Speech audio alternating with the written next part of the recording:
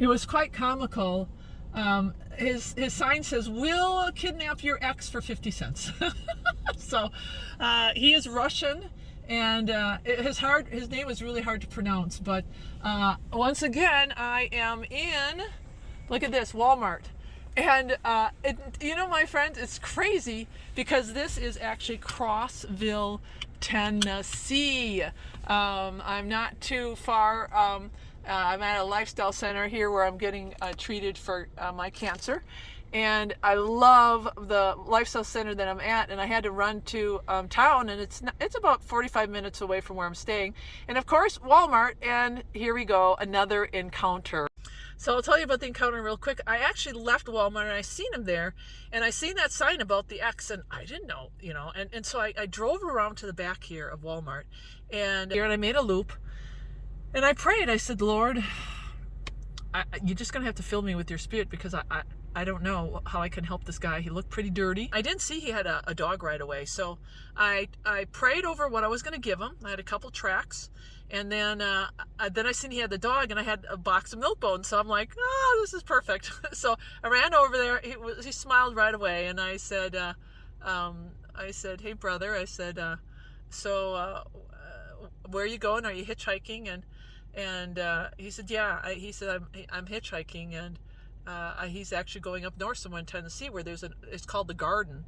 He says it's an off-grid community. He's been going up there for like 12 years, and they live all off-grid, and that's where they're going. I had to laugh because I said, Starry Hill there.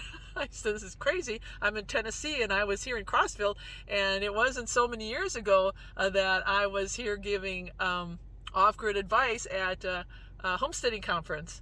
Two of them, in fact. So he's like, wow, you need to come up to the off-grid community. I said, yeah, there'll probably be some people that know me. But I said, I lived off the grid, and then, I'm not off-grid anymore. I just told him briefly a little bit of what happened. And I said, now I'm a medical missionary. So, but yeah, he just smiled and thought it was great. And I said, so you need any money? And he said, anything helps. And usually I just pray about what to give him. I said, well, I'm a medical missionary. I told him, I got this much. Is that okay? He said, yeah. Oh, he said, anything helps. And then I asked if he was a believer, and he said, yeah. And I said, well, Jesus is coming back soon, And he says, well, he's already here.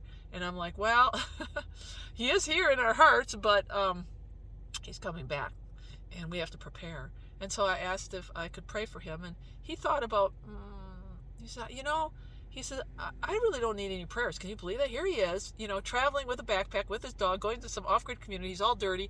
I don't know when his last meal was. He didn't need any prayers. He wanted me to pray for the world and the things that are happening.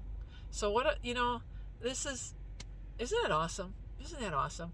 Just a simple guy, with hardly any needs. He didn't want me to pray for him.